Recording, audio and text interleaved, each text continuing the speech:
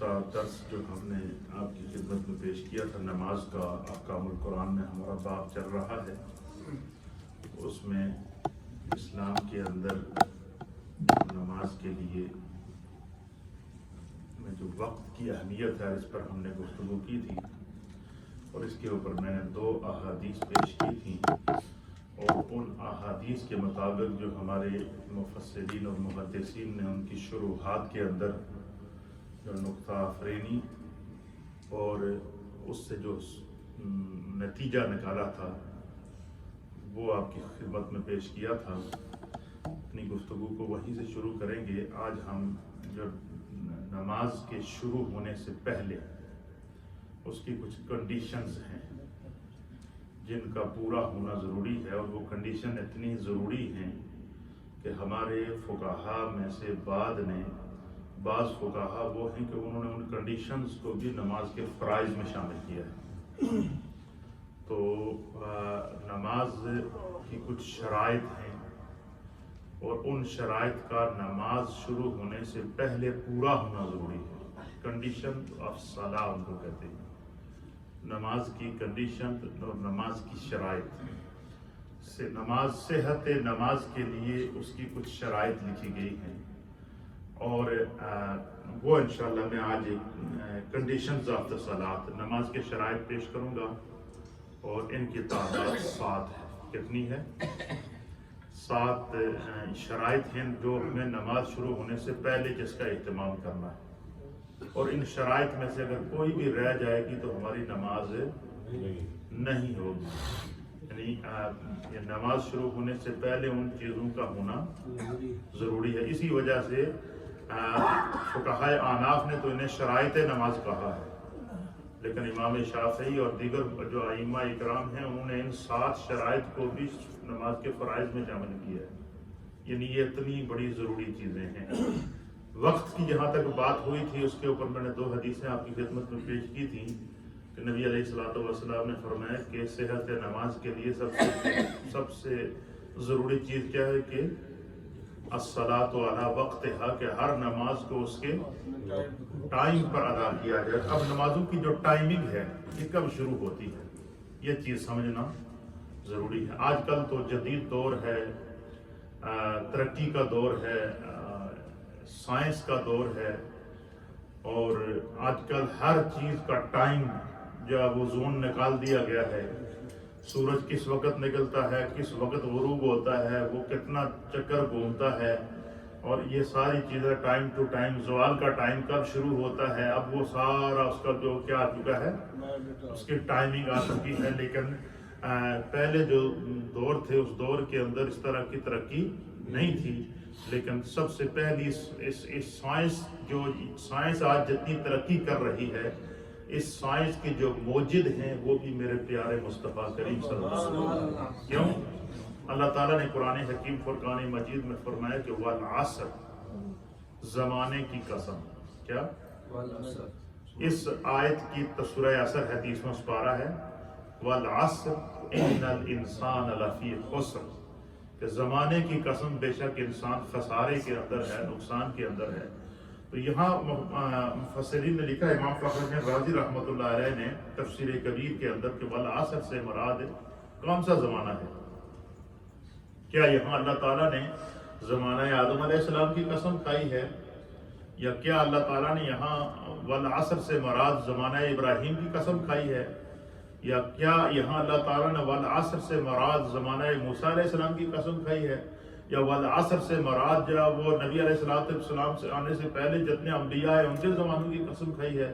آپ فرماتے ہیں نہیں، والعصر سے مراد زمانہ مصطفیٰ ہے، اور فرمایا کہ زمانہ مصطفیٰ صرف حضور علیہ السلام کی حیات تک نہیں ہے، ظاہری حیات تک نہیں ہے، بلکہ چونکہ قیامت تک نبوت میرے مصطفیٰ کی ہے، قیامت تک رسالت میرے مصطفیٰ کی ہے، قیامت تک دین میرے مصطفیٰ کا رہے گا، قیامت تک آپ خاتم النبیین ہیں، لہٰذا قیامت تک فرمایا زمانہ جتنی ترقی کرے گا یہ میرے مصطفیٰ کریم کے قدموں کا صدقہ ہے۔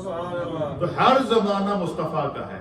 تو اس کی تفسیر کے اندر میرے استاد محترم محدث اعظم سعید ملت استاذ العلماء شیخ الحدیث و تفسیر حضرت علامہ غلام رسول صاحب سعیدی نور اللہ مرقدہ، اللہ تعالیٰ نے مجھے یہ سعادت عطا فرمائی کہ میں نے استاد صاحب کے قدموں میں 20 سال گزارے، 20 سال مسلسل میں نے استاد صاحب کی خدمت میں گزارے ہیں۔ آپ چونکہ رہتے ہی دارالعلوم کے اندر تھے، آپ کی کوئی شادی نہیں تھی، کوئی بچے نہیں تھے، اور رہتے ہی دارالعلوم کے اندر تھے، تو ان کا کھانا، ان کا پینا، ان کا سارا انتظام، میں ادارے کا ناظم اعلیٰ ہوتا تھا، تو میں ان کی خدمت کی خدا نے مجھے توفیق دی، اور شاید یہی میری زندگی کا سب سے بڑا سرمایہ ہے۔ 1 سال نہیں، 2 سال نہیں، 20 سال۔ آپ فرماتے ہیں کہ والعصر سے مراد یہ ہے کہ زمانہ جتنی ترقی کرے گا، سائنس جتنی ترقی کرے گی، زمانہ جتنا عروج پر جائے گا، فرمایا کہ یہ میرے مصطفیٰ کے قدموں کا صدقہ ہے۔ وجہ کیا ہے؟ پھر آپ لکھتے ہیں کہ آج کا جو دور ہے سب سے جدید دور ہے۔ کیا ہے؟ سب سے جدید دور ہے کہ انسان سیاروں کے ذریعے آسمانوں کی ریسرچ کر رہا ہے، انسان سیاروں کے ذریعے چاند پر پہنچ چکا ہے، انسان آج کے دور کے اندر جو ہے وہ ایک پوری دنیا کو ایک گلوبل ولیج کے طور پر پیش کر رہا ہے۔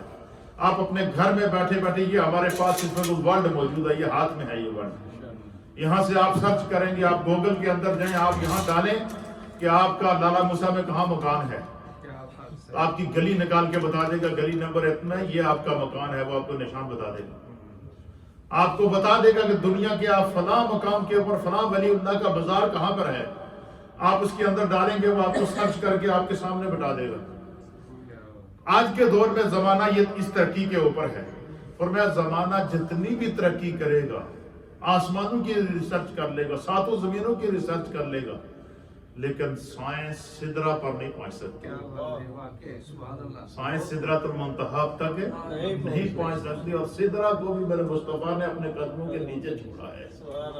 اور جب میں شب معراج کو ہمارے لیے نماز کا تحفہ لینے کے لیے گئے، وہاں سے تحفہ نماز کا لے کر آئے، تو اللہ رب العالمین کے قرب خاص میں جا کر میرے مصطفیٰ جب جو ہے وہ واپس آئے، تو فرمایا کہ جب حضور علیہ السلام کا اپنے رب سے ملنا قرب خاص کے اندر، اور اپنے رب کا دیدار کرنا، اور پھر واپس آنا، فرمایا جتنی زمانے کی ترقی ہے یہ میرے مصطفیٰ کے قدموں کے نیچے ہے۔ اچھا، یہ اس کا معنی کیا ہوا؟ اس کا معنی یہ ہوا کہ زمانہ 7 آسمانوں کی ترقی کرے گا، یہ نالج میرے مصطفیٰ نے عطا فرمایا۔ زمانہ 7، ہمیں کتنا نہیں پتا تھا کہ 7 زمینیں ہیں، یہ سائنس کو بھی نہیں پتا تھا 7 زمینیں ہیں، ہمیں نہیں پتا تھا 7 آسمان ہیں، سائنس کو بھی نہیں پتا تھا 7 آسمان ہیں۔ حضور نبی علیہ السلام نے فرمایا کہ 7 آسمان ہیں، اور جس طرح ایک چھت کے اوپر ہم شامیانہ لگاتے ہیں اور اس کو کسی چیز کے ساتھ لٹکاتے ہیں، اسی طرح ان آسمانوں کے اوپر بھی اللہ تعالیٰ نے برج بنائے ہیں، اور سورہ بروج کے اندر والسماء ذات البروج، اللہ تعالیٰ نے اس کے اندر وہ آسمان کے برجوں کو بیان فرمایا۔ پھر ایک آسمان سے دوسرے آسمان کے درمیان جو فاصلہ ہے، اس کو بھی میرے مصطفیٰ کریم نے بیان فرمایا۔ ایک زمین سے جو دوسری زمین کے درمیان فاصلہ ہے، اس کو بھی میرے مصطفیٰ نے بیان کیا ہے۔ تو آج کے دور میں جو زمانہ ترقی کر رہا ہے، یہ میرے مصطفیٰ کریم کے علم کی خیرات ہے جو خدا نے آپ کو عطا فرمایا۔ کیوں؟ کہ پوری کائنات کے خزانوں، پوری کائنات کی زمینوں، پوری کائنات کے آسمانوں، اور اللہ تعالیٰ نے اپنی ذات کا قرب بھی آپ کو عطا کر کے بتا دیا کہ کائنات میں جو کچھ بھی انسان کو ملا ہے یہ مصطفیٰ کریم کا صدقہ ہے۔ لہذا زمانہ جتنی ترقی کرے گا، اب دیکھیے میں مصطفیٰ کریم کی سائنس دیکھیے، سائنس سے مصطفیٰ دیکھیے۔ اب اللہ نے فرمایا قرآن کے اندر کہ ان الصلاۃ کانت علی المؤمنین کتابا موقوتا، کہ بے شک نماز کو اللہ تعالیٰ نے بندہ مومن پر ہر نماز کو اس کے وقت مقررہ پر فرض کیا ہے۔ کیا کیا ہے؟ اب یہ صرف اوقات بتا دی کہ پہلی آیت جو میں نے کل آپ کی خدمت میں پیش کی تھی کہ سورہ بنی اسرائیل کے اندر کہ اللہ تعالیٰ نے فرمایا کہ اقیم الصلاۃ لدلوک الشمس الی غسق اللیل، اور سورج کے طلوع ہونے سے لے کر سورج کے غروب ہونے اور رات کے آخری حصے تک اپنی نمازوں کو پورا کرو۔ دوسرے مقام پر فرما دیا کہ ہر نماز کو اس کے وقت کے اوپر ادا کرو۔ اب ہر نماز کا وقت کیا ہے یہ میرے مصطفیٰ کریم نے بتایا، اور اللہ تعالیٰ نے قرآن کے اندر بھی اس کے مختلف انداز میں اس کی نشاندہی فرما دی، اس کی تفسیر میرے مصطفیٰ کریم نے خود ارشاد فرما دی۔ مثلا حضور نبی علیہ السلام نے فرمایا کہ فجر کی نماز کا وقت صبح صادق سے شروع ہوتا ہے۔ کیا ہوتا ہے؟ اور صبح صادق کی نشانی بتا دی کہ صبح صادق کیا ہوگی۔ حضور علیہ السلام نے فرمایا کہ جب رات ڈھلتی ہے تو آسمان کے کناروں سے ایک سرخی مائل ایک شفق طلوع ہوتی ہے، اور اس جیسے ہی آسمان کے کناروں سے وہ روشنی پھوٹتی ہے اور اس کو شفق کہتے ہیں، اور پھر اس کے بعد ایک سفیدی آئے گی۔ حضور علیہ السلام نے فرمایا کہ جب آسمان کے کناروں سے جو پہلی پھوٹ ہے وہ صبح کاذب ہے، اور اس کے بعد جو فوری طور پر آسمان کے کناروں پر ایک سفیدی سی اور ایک لالی سی نمودار ہوتی ہے، فرمایا یہ نشانی ہے، یہاں سے صبح کا وقت شروع ہو جائے گا۔ اور اس کو حضور علیہ السلام نے فرمایا کہ یہ صبح صادق ہے۔ کیا ہے؟ صبح صادق۔ اور فرمایا کہ یہ صبح صادق رات کے ڈھلنے کے بعد آسمان کے کناروں سے پھوٹنے والی روشنی وہاں سے شروع ہوتی ہے، اور کیا ہوتی ہے؟ سورج کے طلوع ہونے تک، جب تک سورج نکلتا، فرمایا کہ یہ وقت ہے کس کا ہے؟ یہ فجر کی نماز کا وقت ہے۔ اور پھر فرما دیا کہ زور کا وقت کیا ہے؟ فرمایا کہ زور کا وقت سورج کے، پھر جب سورج نکلتا ہے تو سورج اپنے مدار کے اندر سفر کرتا ہے۔ سورج کیا کرتا ہے؟ قرآن کریم فرقان مجید کے اندر الشمس تجری،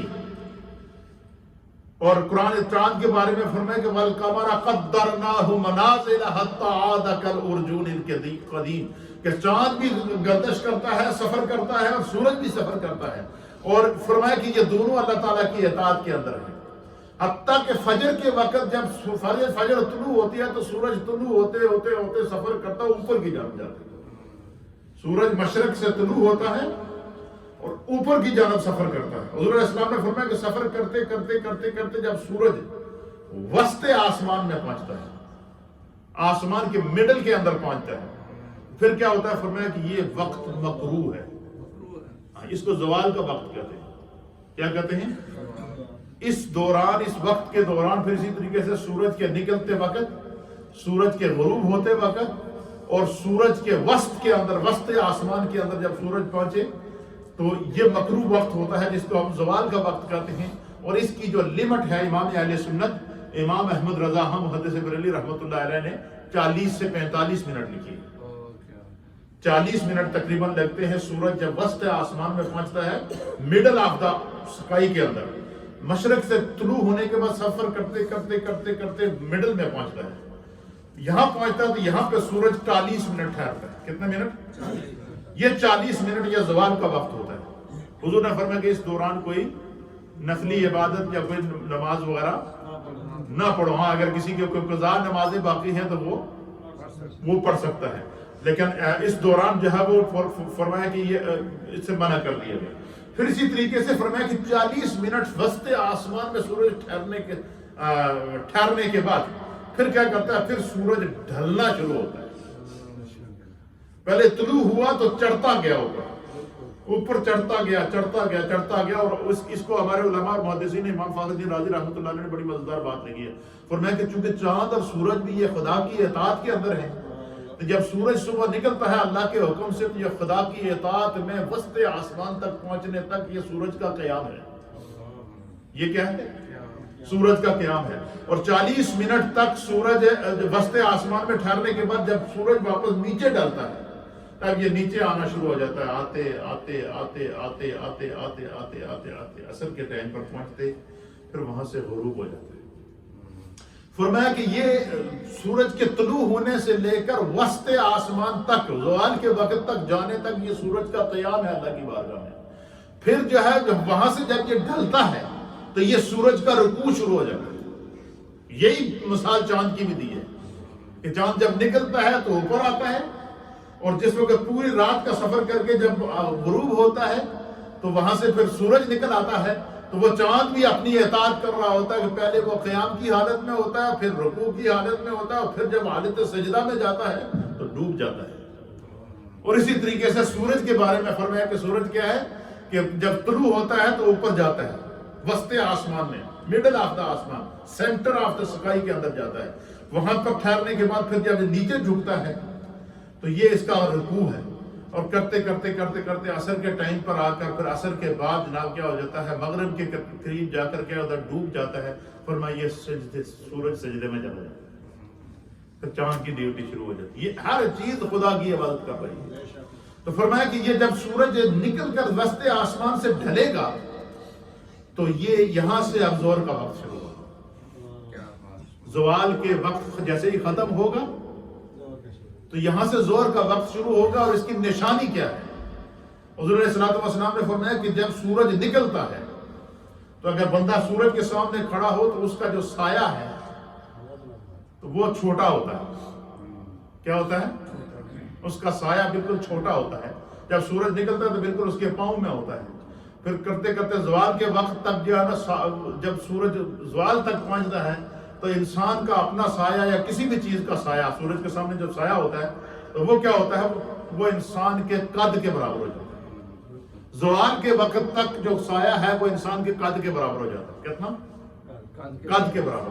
اب جب زوال کے وقت کے بعد سورج جب نیچے ڈھلنا شروع ہوتا ہے، یہاں سے زور کا وقت، زوال کا وقت ختم ہوتا ہے اور زور کا وقت شروع ہوتا ہے تو وہ جو سایہ ہے انسان کا یہ بڑھنا شروع ہو جاتا ہے، بڑھنا شروع ہوتا ہے، بڑھنا شروع ہوتا ہے، بڑھنا.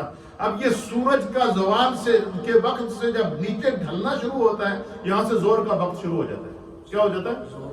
اچھا، زور کا وقت جیسے جیسے سورج ڈھلتا جاتا ہے انسان کا یا کسی بھی چیز کا سایہ بڑھتا جاتا ہے. تھوڑا سا سورج ڈلا تھوڑا سا سایہ بڑھ گیا، تھوڑا سا سورج ڈلا تھوڑا سا سایہ بڑھ گیا، تھوڑا سا سورج ڈلا تھوڑا سا سایہ بڑھ گیا، تھوڑا سا سورج ڈلا تھوڑا سا سایہ بڑھ گیا. حتیٰ کہ ایک وقت ایسا آتا ہے کہ انسان کا جو سایہ ہے وہ ڈبل ہو جاتا ہے. سایہ کیا ہو جاتا ہے؟ انسان ہو، کوئی بھی چیز ہو، کوئی پول ہو، کوئی درخت ہو، اس کو آپ دیکھیں کہ اس کا سایہ پہلے تھوڑا تھا پھر بڑھتا گیا پھر اس کے برابر ہو گیا. فرمایا یہ زور کا وقت. پھر وہ سایہ بڑھتے بڑھتے بڑھتے بڑھتا گیا. جس وقت سایہ ڈبل ہو جاتا ہے، کیا ہو جاتا ہے؟ سورج کے ڈھلنے کے بعد سایہ کیا ہو جاتا ہے؟ ڈبل ہو جاتا ہے. تو پھر کیا ہوتا ہے؟ فرمایا کہ پھر وہاں سے عصر کا وقت شروع ہو جاتا ہے.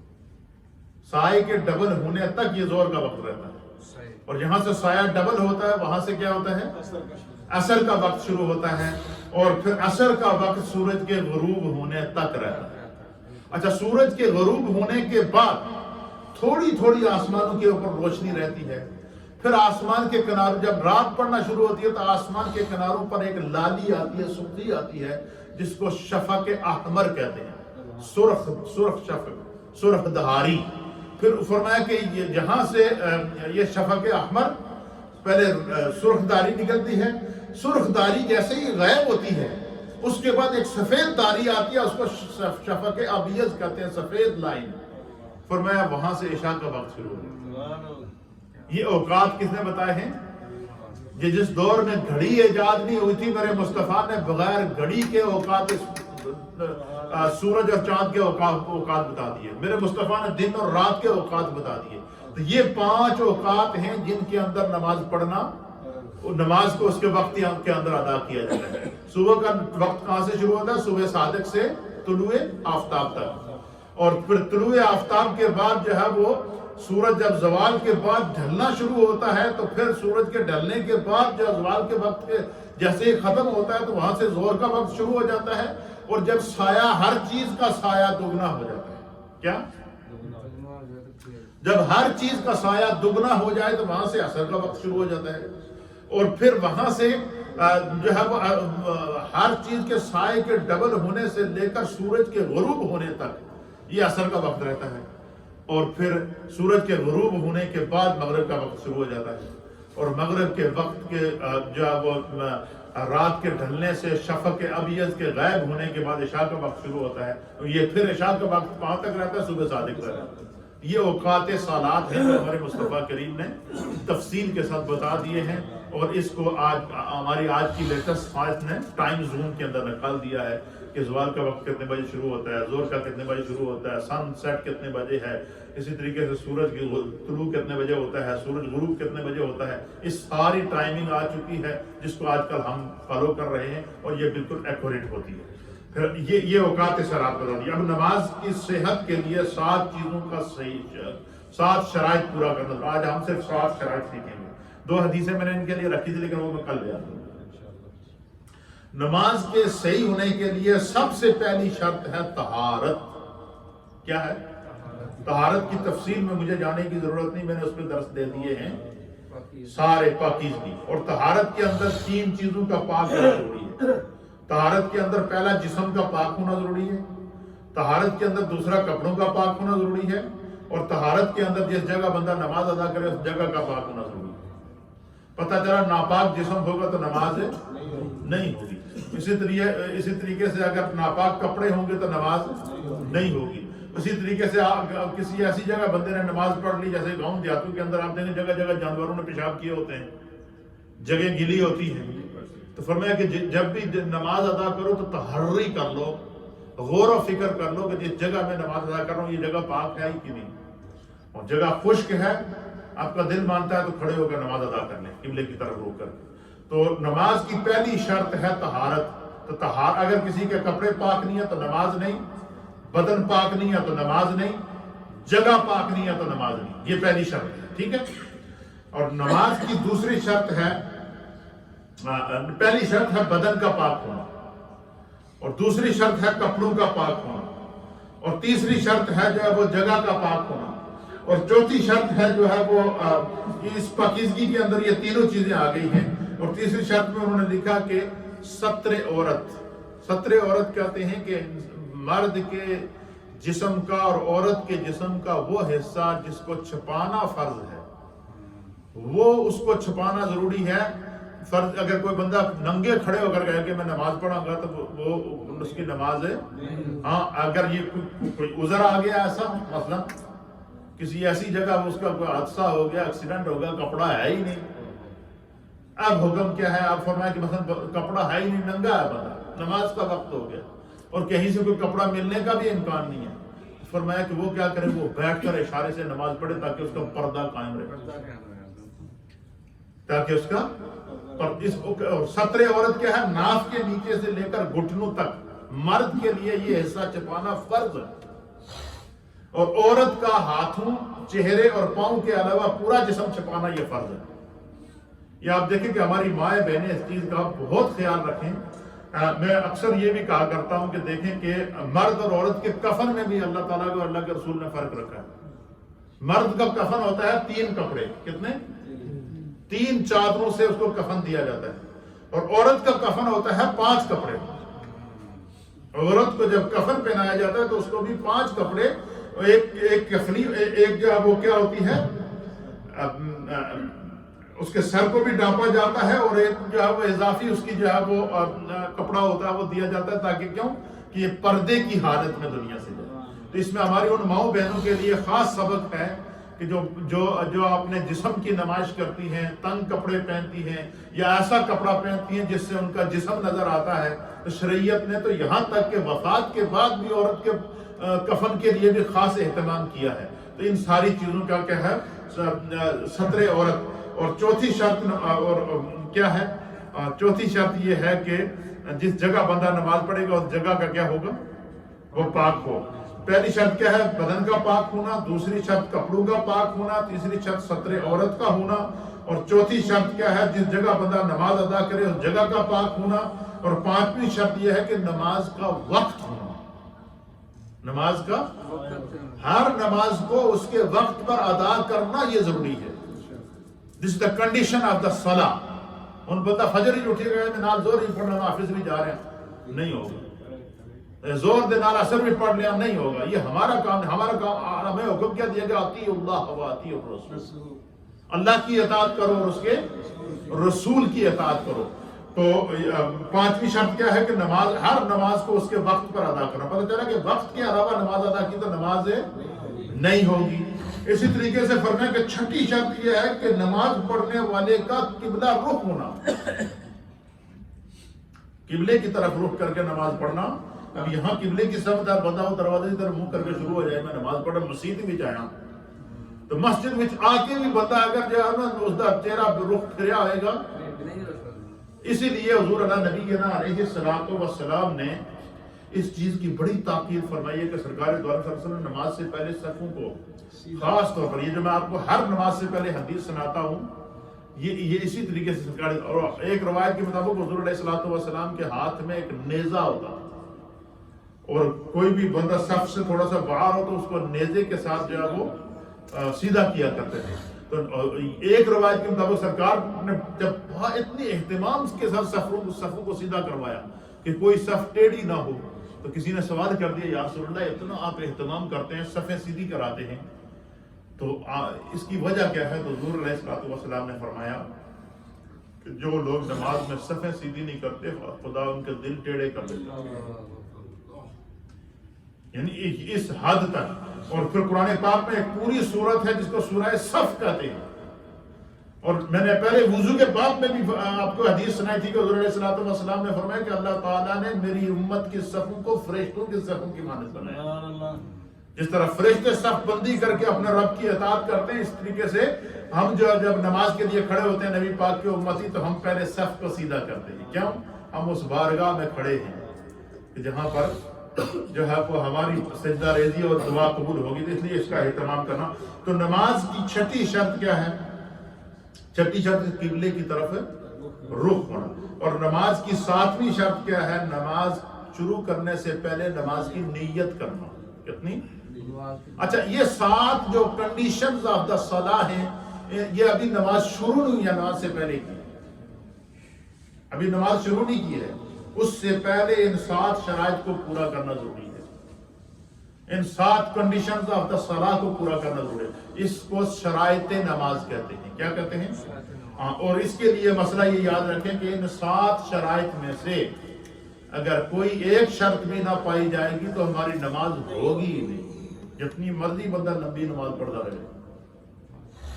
اس لیے جب بھی آپ نماز کے لیے آئیں، تیاری کریں، تو سب سے پہلے غور کریں کہ کپڑے ناپاک تو نہیں ہوئے، کہیں کپڑوں پہ کوئی پیشاب کے یا کوئی خون کے یا کسی چیز کے یا کوئی کیچڑ کے یا کوئی گندی چیز کے چھینٹے تو نہیں پڑ گئے۔ غور کر کے دیکھ لیں، اگر کوئی داغ دھوگ لگا ہو تو اس کو اسی وقت پکڑ کر کیا کر لے بندہ؟ دھو لے۔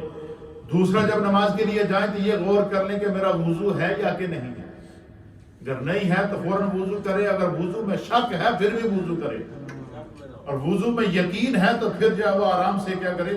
پھر فرمایا کہ جس وقت نماز کے لیے کھڑا ہو تو غور کرے کہ جہاں میں نماز پڑھ رہا ہوں یہاں کوئی گندگی وغیرہ تو نہیں پڑی ہوئی ہے۔ یہ اہتمام کیوں؟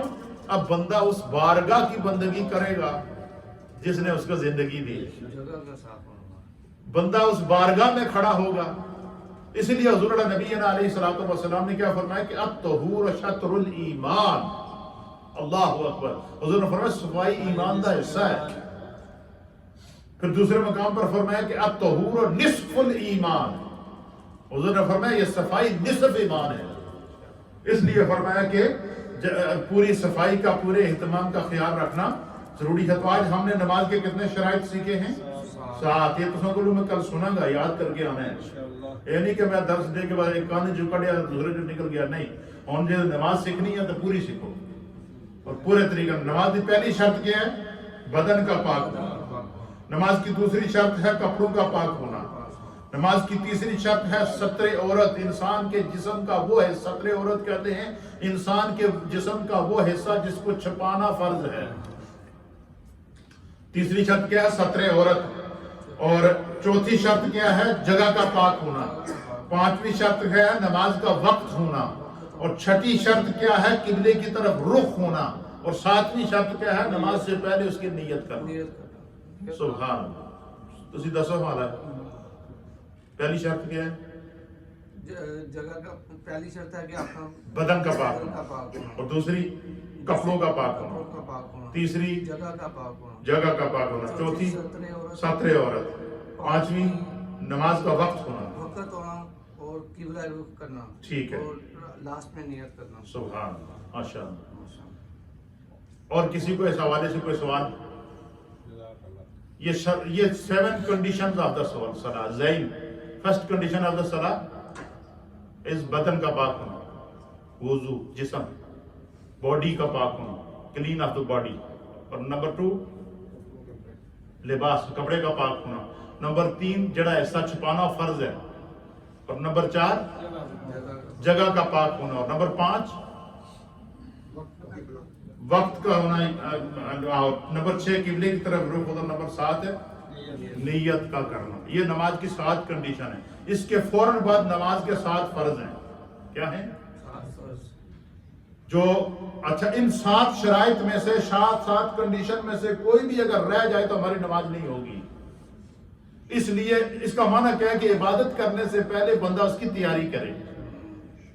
اس پوری 7 شرائط کا جو نتیجہ ہے، جو کنکلوژن ہے، وہ کیا ہے کہ نماز شروع کرنے سے پہلے بندہ مومن کو اس کی تیاری کرنی ہے۔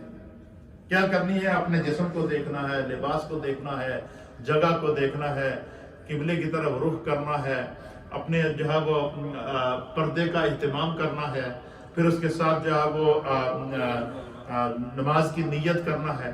یہ یعنی ابھی نماز شروع نہیں کی، اس سے پہلے یہ اہتمام کیا جا رہا ہے۔ اسی لیے تو فرمایا کہ جب اتنا انتظام، اتنا اہتمام، اتنی تیاری کرنے تو بعد جب بندہ یہ مومن کھڑا ہو کر کہتا نا اللہ اکبر، فرمایا اس کی صدا آسمان 7 آسمان پر گونجتی ہے، پھر فرشتے اس پر رش کرتے ہیں۔